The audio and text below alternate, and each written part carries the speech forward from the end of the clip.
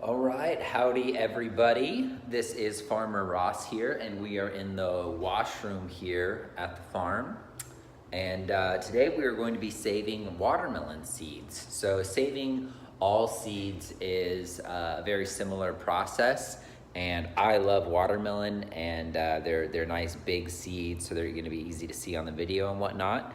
And so this is saving seed basics, okay? So you can see we have a nice ripe watermelon. It's very important that whatever fruit you're going to be saving the seeds from is ripe, because that means the seeds have fully matured. Otherwise, you're going to get immature seeds and they're not going to do any good. So you need a ripe, even overripe fruit is going to be good for this.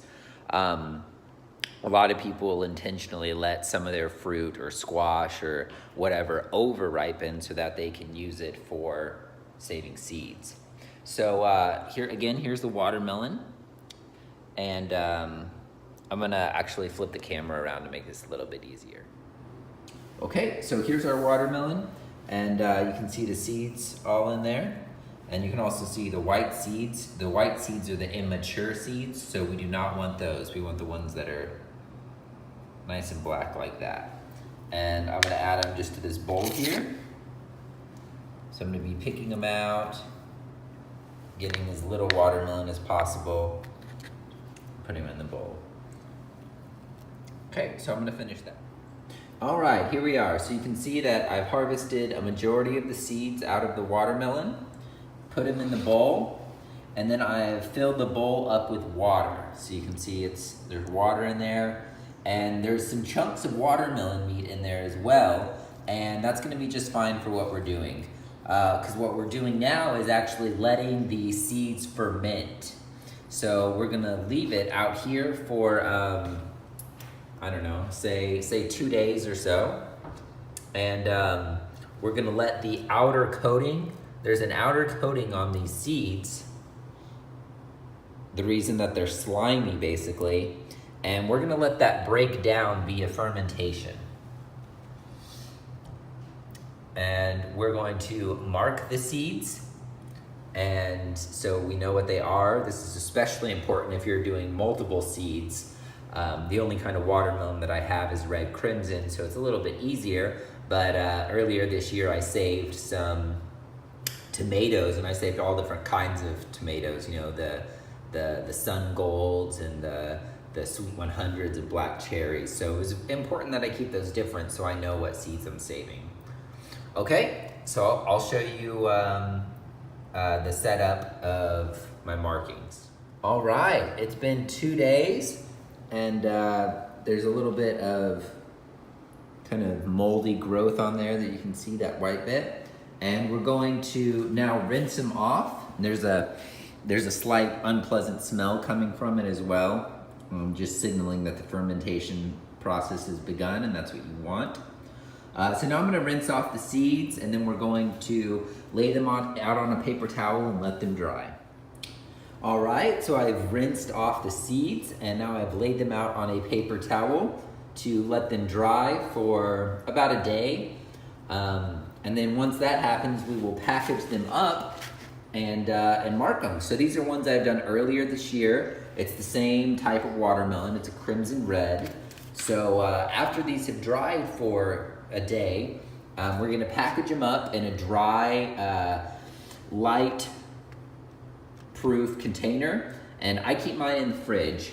So that's probably not necessary if you're just saving them for a year, but for long-term growth, it's fine to do, or if you have a cellar that maintains a slightly lower temperature. So we'll go ahead and open these up, and you can see what we're working with here.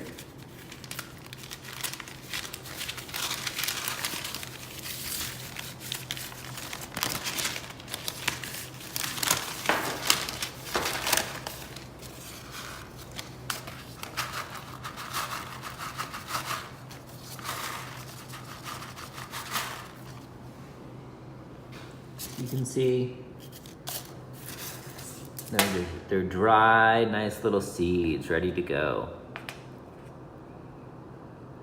So that's what those will look like. And once you're ready to plant those, you can soak them in water for 24 hours, preferably slightly warm water, and let them soak, and that's gonna get them activated, and then you can plant them as transplants or directly in your garden, and that's gonna help the germination process begin quicker. It might save you 2 to 3 days by soaking them overnight.